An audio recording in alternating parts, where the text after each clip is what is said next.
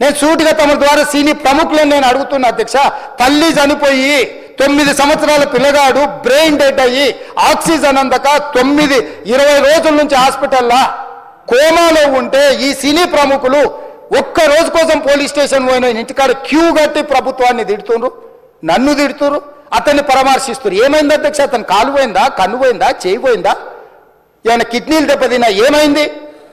అతన్ని ఇంతమంది సినీ ప్రముఖులు పరామర్శించారు, కలిసిండ్రు, అభినందించారు.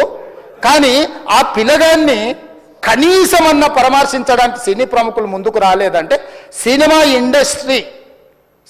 ఇండస్ట్రీలో ఉన్న ప్రముఖులు ఏం ఆలోచన చేస్తుండ్రో, ఏం కోరుకుంటుండ్రో నాకైతే తెలియదు.